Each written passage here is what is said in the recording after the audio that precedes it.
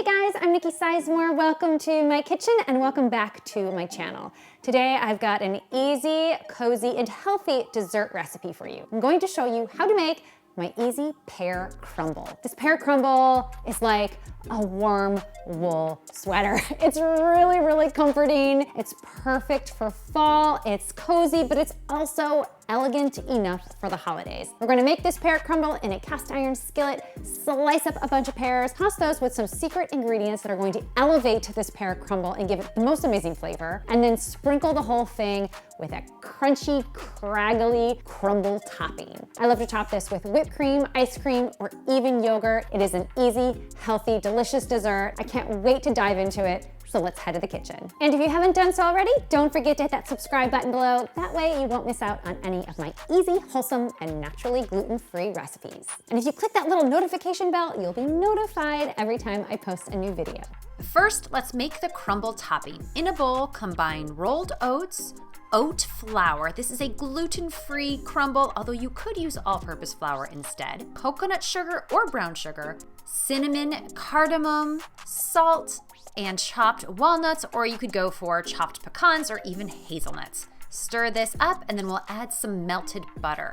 For a vegan version, you could go for a vegan butter or even melted coconut oil. Stir that together and that is it for the topping. Now for the filling, we will need 5 pears for this recipe. I like to thinly slice the pears. To do that, quarter the pears, then hold your knife at an angle and just slice out that core. This makes it really easy to thinly slice the pears. I'm using juicy, sweet Bartlett pears, and you'll notice you don't even need to peel them. Pile those into a large bowl and add apple cider. That's going to help create a sauce. Coconut sugar, or again, you could go for brown sugar, and then candied ginger. The candied ginger is the secret ingredient. It gives this pear crumble so much flavor. It lends a pop of sweetness and a touch of spice. We're also adding cinnamon and vanilla paste. You guys know that vanilla paste is one of my secret ingredients, although you could always go for vanilla extract instead. Stir that together, and then we'll add a touch of cornstarch. That's just going to help to thicken up those juices. We're going to assemble and bake this pear crumble right in a cast iron skillet, although you could use a baking dish instead.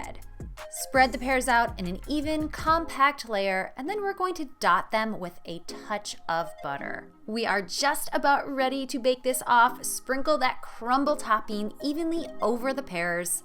And now let's bake this pear crumble in a 375-degree oven until the pears are tender and the topping is browned and crisp.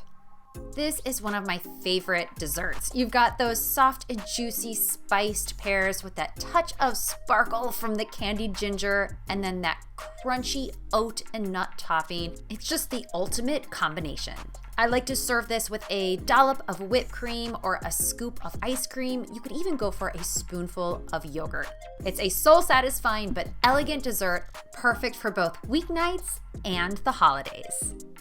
Thank you guys so much for tuning in. I hope that you like this easy pear crumble. I've included a link below to the full recipe with all of the measurements, and I've also included a link to my website where you can find a ton of other wholesome, gluten-free desserts, main courses, you name it. Don't forget to hit that subscribe button. Thank you so much for watching, and I will see you next time.